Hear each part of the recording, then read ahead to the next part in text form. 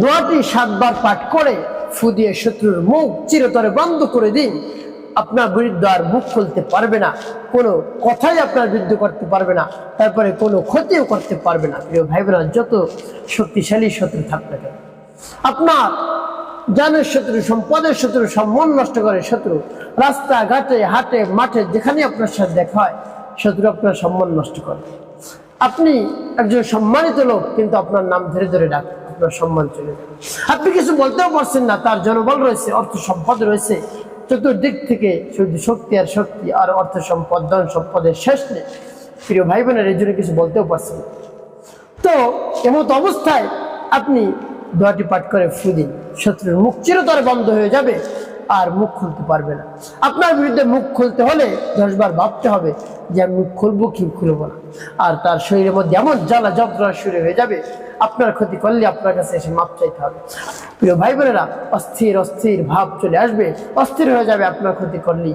প্রিয় ভাই বোনেরা, তাই আপনার জানের শত্রু, সম্পদের শত্রু, সম্মান নষ্ট করে শত্রু, সেই রকম কঠিন থেকে কঠিন শত্রুকে আপনি নিস্তেজ করে ফেলুন, মুখ বন্ধ করে ফেলুন, একেবারে ধ্বংস করে ফেলুন দোয়াটি পাঠ করে। প্রিয় ভাই বোনেরা, খুবই গুরুত্বপূর্ণ দোয়াটি, আপনার শত্রু আর থাকবে না। প্রিয় ভাই বোনেরা, আমলটি কখন কিভাবে করবেন, কোন নিয়মে করবেন, আমলটি করে কিভাবে আপনি উপকৃত হবেন বলে দিচ্ছি। বিস্তারিত জানার জন্য, আমলটি শিখে রাখার জন্য ভিডিওটি না কেটে ধৈর্য এবং মনোযোগ সহকারে শেষ পর্যন্ত দেখতে থাকুন, তাহলে সঠিক নিয়মে আপনি আমলটি করতে পারবেন। প্রিয় ভাই বোনেরা, এবার যদি টেনে কেটে কেটে দেখেন, তাহলে আপনার প্রচুর পরিমাণ কমেন্ট করতে হবে, অনেক জায়গায় বুঝবেন না, বারবার কমেন্ট করতে হবে, জানতে হবে। তাই শুরু থেকে শেষ পর্যন্ত দেখলে হয়তো কমেন্ট করতে হবে না। তারপরে যদি না বুঝেন অবশ্যই কমেন্ট করবেন, বলে দেওয়ার চেষ্টা করবেন ইনশাআল্লাহ। প্রিয় ভাই বোনেরা, আমলটি করার ক্ষেত্রে শুরুতে কি করবেন, শত্রুর নাম, শত্রুর মায়ের নাম সংগ্রহ করবেন। এরপরে উত্তম রূপে পবিত্রতা অর্জন করবেন। পবিত্রতা অর্জন করে পবিত্র স্থানে আপনি কিবলামুখী হয়ে বসবেন, উত্তম পোশাক পরিধান করবেন এবং চক্ষুদয় বন্ধ করে দিবেন। দুনিয়ার যত চিন্তা রয়েছে সব দূর করে আমলদিক চিন্তা নিয়ে আসবেন। হ্যাঁ, এরপরে কি পাঠ করবেন, আল্লাহ রাব্বুল আলামিনের কাছে ক্ষমা প্রার্থনা করবেন। হে আল্লাহ, আমি একজন অপরাধী, অন্যায়কারী, অনেক অন্যায় করেছি, ছোট বড়, দিনে রাতে, প্রকাশ্যে গোপনে, না জেনে বুঝে অনেক ধরনের অন্যায় করেছি, আপনি মাফ করে দিন, আর জীবনে কোনো ধরনের অন্যায় অপরাধ আমি করব না। এভাবে আল্লাহ রাব্বুল আলামিনের কাছে মন খুলে প্রাণ ভরে বিশ্বাস নিয়ে বলবেন। এরপরে আপনি কি করবেন, এরপরে আপনি 3 বার দুরূদ শরীফ পাঠ করবেন, সাল্লাল্লাহু আলাইহি ওয়াসাল্লাম, সাল্লাল্লাহু আলাইহি ওয়াসাল্লাম, সাল্লাল্লাহু আলাইহি ওয়াসাল্লাম। এভাবে দুরূদ শরীফ পাঠ করা হয়ে গেলে এরপরে সেই দোয়াটি পাঠ করবেন। যখন পাঠ করবেন, রব্বে কারীমের কাছে মনে মনে বলবেন, হে আল্লাহ, আপনার শরণাপন্ন হয়েছি, আপনি আমার সমস্যা সমাধান করে দিন। আপনি তো জানেন, আপনি তো আলিমুম বিজাতিস সুদূর, অন্তরের খবর জানেন। আমি শত্রুতে আক্রান্ত, শত্রু অনেক ক্ষতি আমার করে, কোনোভাবেই শত্রুর থেকে আমি বাঁচতে পারছি না। শত্রুর থেকে চিরতরে আমাকে মুক্তি করে দিন, শত্রু যেন আমার কোনো ধরনের ক্ষতি না করতে পারে, উপকারের জন্য সে কাজ করে আর ক্ষতি না করে। এভাবে আল্লাহ রাব্বুল আলামিনের কাছে বলে এরপরে দোয়া পাঠ করবেন। আমি দোয়া বলে দিচ্ছি, পরবর্তী কি করবেন দোয়া পাঠ করে সেটা পরে বলে দেবো, আগে দোয়াটি করে নিন। আমার দেখার নিয়ম যে দোয়াটি আপনি মুখস্থ করে ফেলবেন। দোয়াটি যদি মুখস্থ করে নিতে পারেন তাহলে ভালো। আমি বলে দিচ্ছি, বিসমিল্লাহির রহমানির রহিম, আল্লাহুম্মা ইন্না নাজআলুকা ফি নুহুরিহিম ওয়া নাউযু বিকা মিন শুরুরিহিম। এভাবে যখন পাঠ করা হয়ে যাবে, এরপরে আপনি কি করবেন, একটু ফু দেবেন।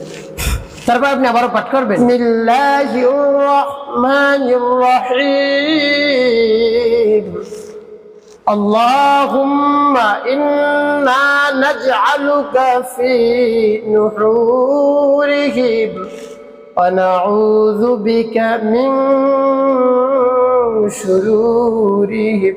পাঠ করা শেষ। আবার তারপর আপনি মনে করেন যে আবার পাঠ করবেন, বিসমিল্লাহির রহমানির রহিম,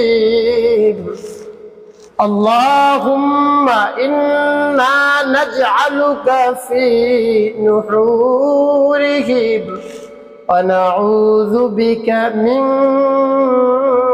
শুরুরিহিম। পাঠ করা শেষ। ভাই কতবার, গুনে গুনে 7 বার পাঠ করে 7টি ফু।